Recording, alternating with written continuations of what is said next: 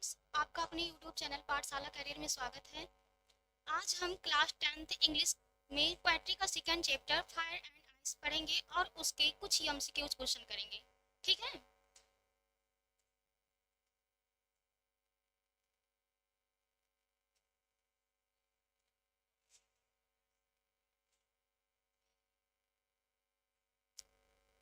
आप लोग देखेंगे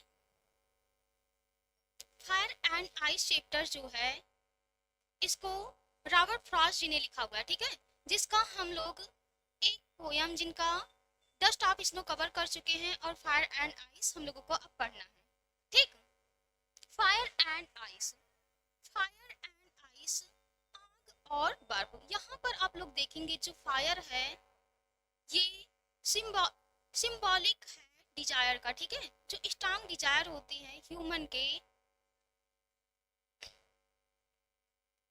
जो मानव के स्ट्रांग डिजायर होते हैं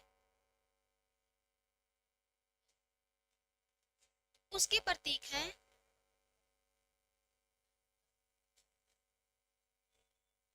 ठीक है, मानव की बढ़ती हुई इच्छाओं के ये प्रतीक है। उसके बाद देखेंगे जो आइस है, यहाँ पर आइस का प्रयोग किया गया है हेट्रेड के लिए। ठीक है, जो घृणा है उसके लिए प्रयोग किया गया है। मतलब आइस जो है वो हेट्रेड का प्रतीक है और जो फायर है वो स्ट्रांग डिजायर बढ़ती हुई इच्छाओं का प्रतीक है। हम लोग स्टैंजा स्टार्ट करते हैं। Some say the world will end in fire. Some say कुछ कहते हैं, मीन्स सम पीपल से कुछ लोग कहते हैं द वर्ल्ड संसार का विल एंड अंत होगा इन फायर आग से। कुछ लोग कहते हैं संसार का अंत आग से होगा। मतलब जो फायर है ये किसका सिंबॉलिक है? डिजायर का। ठीक है, जो फायर है ये सिंबॉलिक है डिजायर का। तो कुछ लोग कहते हैं कि संसार का अंत इच्छाओं से होगा, अर्थात मानव की बढ़ती हुई इच्छाओं से होगा। सम से इन आइस, सम से कुछ लोग कहते हैं इन आइस बर्फ में होगा। कुछ लोग कहते हैं बर्फ में होगा। मतलब कुछ लोग कहते हैं कि संसार का अंत जो होगा वो आइस बर्फ से होगा, मतलब हेट्रेड से होगा, घृणा से होगा, मानव की घृणा से होगा।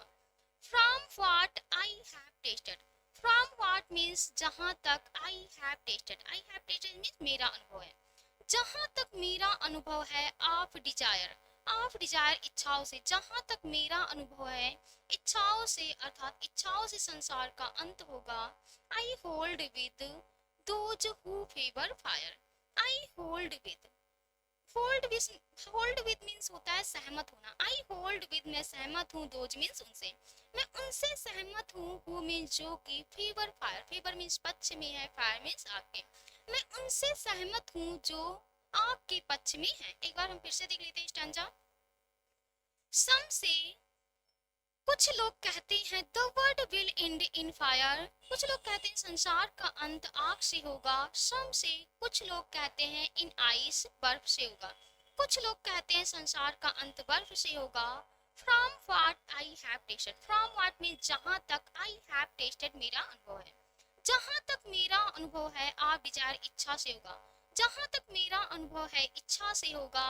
I hold with those who favour fire, और आई होल्ड विद मैं सहमत हूँ, दोज मीन्स उनसे, मैं उनसे सहमत हूँ। Who favour fire, who favour जो पक्ष में है, फायर मीन्स आग के, मैं उनसे सहमत हूँ जो आग के पक्ष में है।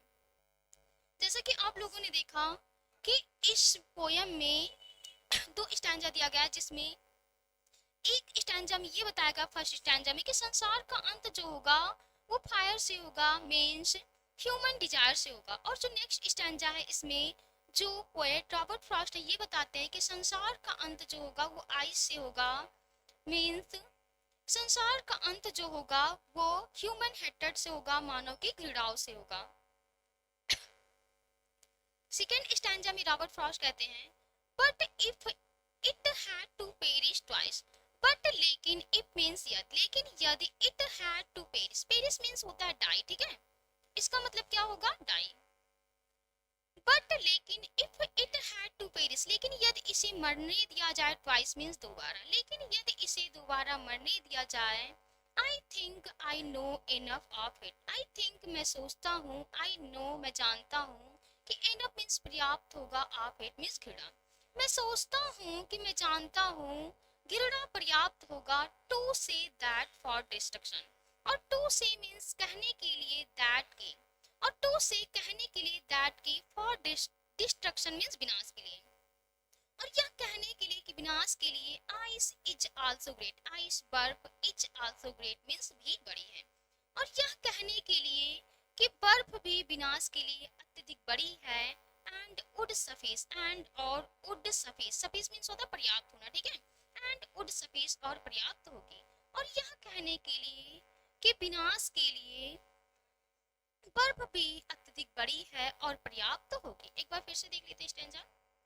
But if it had to perish, but लेकिन, इफ यदि, it had to perish twice, लेकिन यदि इसे दोबारा मरने दिया जाए, I think I know, I think मैं सोचता हूँ, आई नो मैं जानता हूँ, enough of it, it means पर्याप्त होगा, ऑफ इट घृणा, घृणा पर्याप्त होगी, to say that for destruction ice is also great and would space, और टू से कहने के लिए, दैट की, फॉर डिस्ट्रक्शन, और कहने के लिए कि विनाश के लिए, आइस बर्फ, इज आल्सो ग्रेट भी बड़ी है, एंड वुड सफिस और पर्याप्त होगी, और कहने के लिए कि बर्फ भी अत्यधिक बड़ी है और पर्याप्त होगी संसार के विनाश के लिए। ठीक है, इसके बाद हम लोग चलते हैं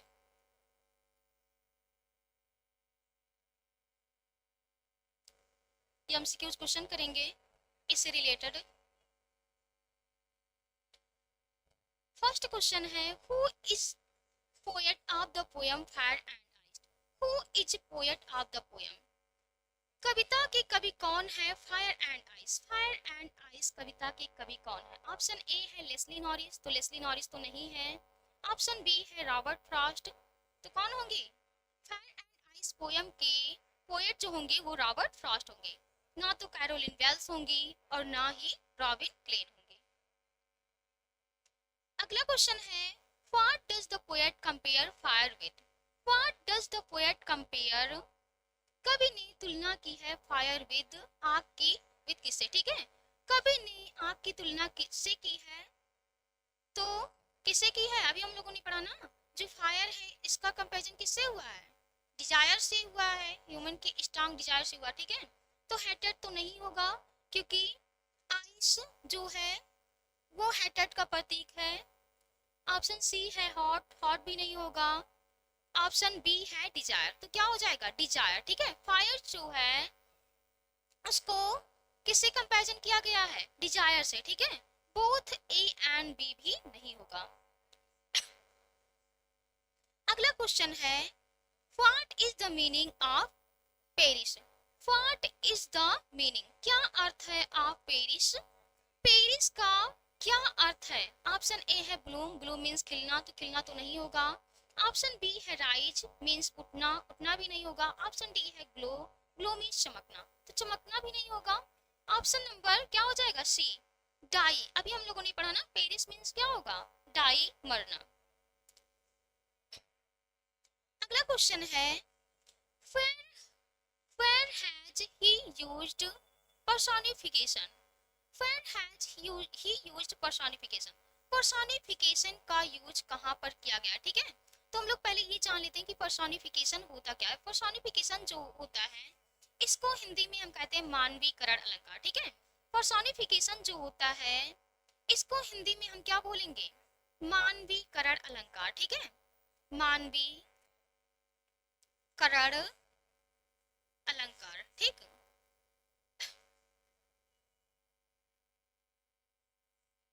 और पर्सोनिफिकेशन वहां होता है जहां पर किसी लाइफलेस ऑब्जेक्ट को, किसी निर्जीव वस्तु को एक ह्यूमन बीइंग की तरीके से कार्य करते हुए दिखाया जाता है, वहां पर कौन सा फिगर्स ऑफ स्पीच होता है, पर्सोनिफिकेशन, ठीक है।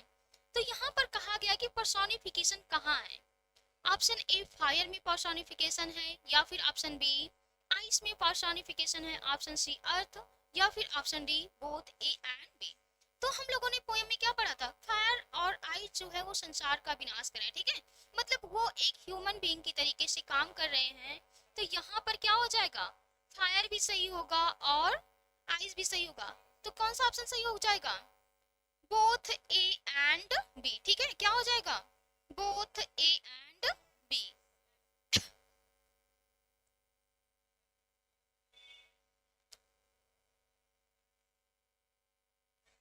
अगले क्वेश्चन पर हम लोग चलते हैं। अगला क्वेश्चन है, name the poetic device used in the line to say that for destruction ice is also great. ठीक है, name the poetic device used in the line. इन पंक्तियों में कौन सी पोएटिक डिवाइस यूज किया गया है, इसका नाम बताना है। और क्या है, टू से कहने के लिए, दैट के फॉर डिस्ट्रक्शन विनाश के लिए, कहने के लिए विनाश के लिए, आइस इज आल्सो ग्रेट बर्फ भी अत्यधिक बड़ी है। ठीक है, इसमें पूछा गया फिगर्स ऑफ स्पीच अलंकार। तो ऑप्शन ए है मेटाफर। तो मेटाफर को हम लोग हिंदी में क्या कहते हैं, रूपक अलंकार। ठीक है, इसको हम क्या कहेंगे, रूपक अलंकार। और मेटाफर वहां पर होता है जहां पर दो डिफरेंट ऑब्जेक्ट के बीच में कंपैरिजन किया जाता है और साथ में वहां पर कंपैरिजन वर्ड लाइक, एज और सो का यूज नहीं किया जाता है। तो यह इस लाइन में कहीं पर भी किसी का कंपैरिजन किसी से नहीं किया गया, तो ये वाला ऑप्शन नहीं होगा। ठीक है, अगला है एलिट्रेशन। एलिट्रेशन को हिंदी में कहते हैं अनुप्रास अलंकार। ठीक है, एलिट्रेशन को क्या कहेंगे, अनुप्रास अलंकार कहते हैं। और अनुप्रास अलंकार वहां होता है जहां पर एक ही लेटर का रिपीटेशन होता है। तो इस लाइन में किसी भी लेटर का बार बार रिपीटेशन नहीं हुआ। ठीक है, तो ये भी ऑप्शन नहीं होगा। अगला है आगजी मोरान। आगजी मोरान को हिंदी में कहते हैं विरोधाभास अलंकार। ठीक है, क्या कहते हैं, विरोधाभास अलंकार। ठीक है, और विरोधाभास अलंकार वहां होता है जहां पर एक ही सेंटेंस में दो अपोजिट वर्ड या फिर दो अपोजिट क्लास का यूज किया जाता है, वहां पर क्या होता है, विरोधाभास अलंकार मतलब आगजी मोरान होता है।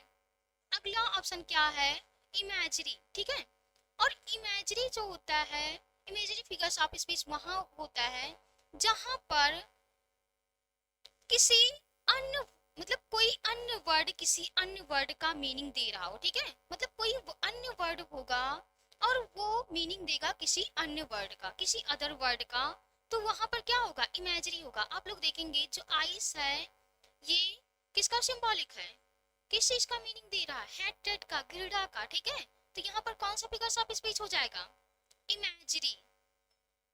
ऑप्शन नंबर बी इमेजरी होगा। अगला क्वेश्चन है, what does ice symbolize. Ice किसका प्रतीक है, ऑप्शन ए लव का, ऑप्शन बी हेटेड का। तो किसका प्रतीक होगा, आइस जो होगा वो हेटेड का प्रतीक होगा। ठीक है, वायलेंट डिजायर का प्रतीक नहीं होगा और ना ही ऑल ऑफ द एबव। अगला है, what does violent desire refer to. जो वायलेंट डिजायर है, हिंसक इच्छाएं हैं, वो किसको बताती हैं, ऑप्शन ए लव, ये नहीं होगा। Option B ice, option B ice है। ऑप्शन सी है both A and B. Option D है नन ऑफ द एबव। ठीक है, तो ना तो आइस ही होगा और ना ही बोथ ए एंड बी होगा, ना ही नन ये होगा। एक मिनट, सॉरी, इसमें क्या हो जाएगा, इन तीनों ऑप्शन में कुछ भी नहीं होगा, तो क्या हो जाएगा, नन ऑफ द एबव। ठीक है, क्या हो जाएगा, नन ऑफ द एबव। क्योंकि हम लोगों को पता है जो डिजायर है इसके लिए कौन से वर्ड का यूज किया गया है, फायर। ठीक है, इसके लिए फायर वर्ड का यूज किया गया। अगर ऑप्शन में फायर होता तो वो ऑप्शन सही होता, और फायर नहीं है तो इनमें से कोई नहीं। अगला क्वेश्चन है, what is the rhyming scheme of the poem. Poem की राइमिंग स्कीम क्या है। ठीक है, राइमिंग स्कीम को जानने के लिए हम लोग चलते हैं पोएम पर।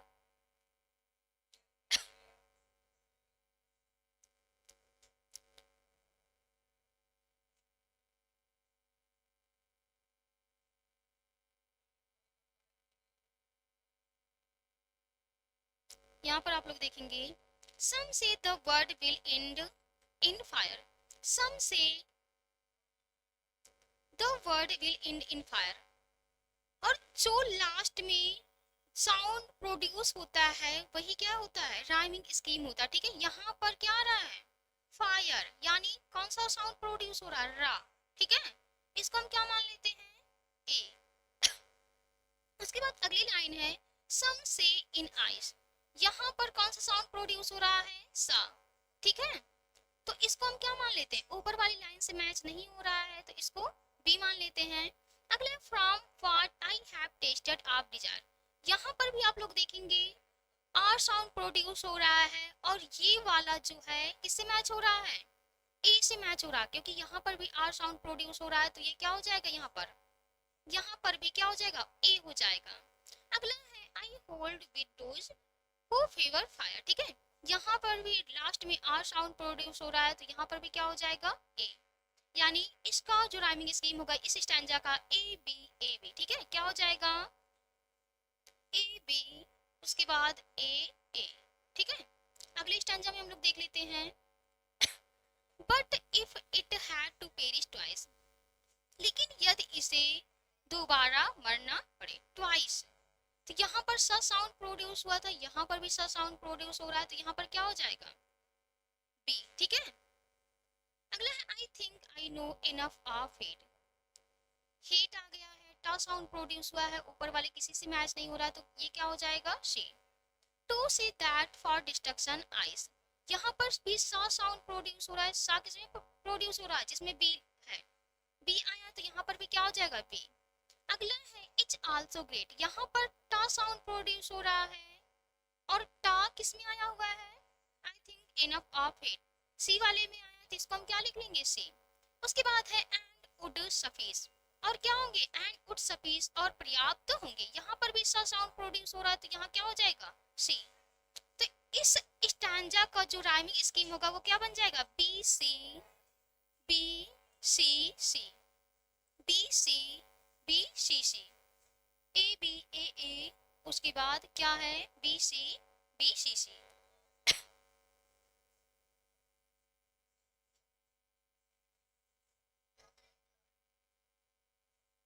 क्या हो जाएगा, ए बी ए, उसके बाद बी सी बी। तो कौन सा ऑप्शन हो जाएगा, ऑप्शन नंबर ए। ठीक है, ए बी सी बी। अगला है, fire and ice is a highly symbolic poem by Robert Frost because is, जो फायर एंड आइस है ये अत्यधिक प्रतीकात्मक कविता है रॉबर्ट फ्रॉस्ट की, बिकॉज इज, क्योंकि यह, इट यूजेज कंट्राडिक्टिंग आइडियाज, यह विरोधी विचारों का उपयोग करती है, या फिर it is a meditation about how the earth will and, या फिर यह एक चिंतन है about how the earth will and, कि संसार का अंत कैसे होगा। तो ये विरोधी विचारों का उपयोग करता है, इसके लिए ये सिंबॉलिक पोएम नहीं है बल्कि it is a meditation about how the earth will and. तो क्या हो जाएगा, ऑप्शन नंबर बी हो जाएगा कि यह एक चिंतन है संसार का अंत कैसे होगा। ऑप्शन सी है, इट कॉर्पोरेट साइंटिफिक टर्म, ये भी नहीं होगा। ऑप्शन डी है, none of the above. Last question है, who do Robert Frost sides with, Robert Frost किसकी तरफ है, किसके पक्ष में है। ऑप्शन ए है, those who believe this world will end in the fire, उनके पक्ष में जो लोग विश्वास करते कि संसार का अंत आग से होगा। ऑप्शन बी है, those who believe this world will end in ice, उनके पक्ष में जो विश्वास करते कि संसार का अंत बर्फ से होगा। Those who believe this world will and both, मतलब उन दोनों के पक्ष में है, उन दोनों के पक्ष में है कि संसार का अंत कैसे होगा, या फिर नन ऑफ द एबव। तो क्या हो जाएगा, जो रॉबर्ट फ्रॉस्ट थे वो कहते हैं कि I have tested with those who favour fire, ठीक है, I have tested with those who favour fire, मैं उनके पक्ष में हूँ जो आपके पक्ष में है। ठीक है, तो यहाँ पर कौन सा ऑप्शन सही हो जाएगा, ऑप्शन ए। ऑप्शन बी ये नहीं सही होगा, ऑप्शन डी भी गलत होगा, आप सॉरी ऑप्शन सी भी और ऑप्शन डी भी। ठीक है, आज के लिए बस इतना ही। आगे कल हम लोग अगले किसी नए टॉपिक के साथ मिलेंगे।